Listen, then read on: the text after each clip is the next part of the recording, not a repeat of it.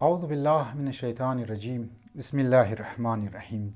The Soft War یکی از حربه های شیطانی قوت ها و یکی از طریقه هایی که اینها دمنی از طریق سوشال میدیا، از طریق میدیا که چون که میدیم در دیست از نه هسته، اینها ای افوار میندازه یا اینها ای پروپاگاندا را میندازه که فلان ملک مثلا امریکا بگر یا اسرائیل بگر یا یک ملک دیگر مغربی ممالک بگر، اینها از لحاظ تکنولوژی بسیار پیشرفته هست، اینها از لحاظ نظامی بسیار پیشرفته هست، اینها از لحاظ فوجی طاقت بسیار پیشرفته هست و ترقی یافته هست و اینها بسیار زور داره، اینها بسیار قدرتمند است. لذا از این طریقه ما بین مسلمان ها، ما بین جوان ها و ما بین مذهبی یک روب، یک وحشت که است ایجاد مونه.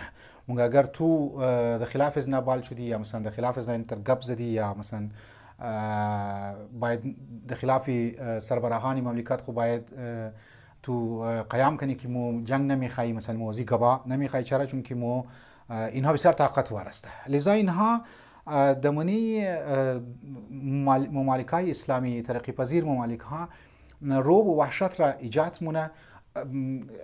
از اول اگر توخ کنی واقعا اگر انسان ایمان داشته باشه، اگر انسان پشتوانش یمو خدایی قدرت را توجه کنه، این واقعا تکنولوژی از اینها برتری از نه بظاهر ممکنه بعض اوقات ضررهای بیده، نقصانهاتی بیده، لیکن کامیابی نصیب اونهایی هست که اونها خدا را پشتوانه خو خیال مونه، بر خدا توکل مونن، بر اهل بیت که است اینها از نا کمک میخواین، از اونا مدد که است میخواه. لذا یکی از طریقه های سافت وار امیه که اینها مورد من ما بین ازمو وحشت ایجاد مونه. لذا ما گزارش مونم که در کرایسیس ها، در جنگ ها، در مشکلات باید مو روب و وحشتی از اینار که است ما بین خو پیدا نکنی، یعنی نیری، بلکه مردانه وار هر چقدر مو میتنی از طریق میدیا، سوشال میدیا، مو امون کارهای خو، جهادی کارهای خو را جاری و ساری بیلی. والسلام علیکم و رحمت الله و برکاته.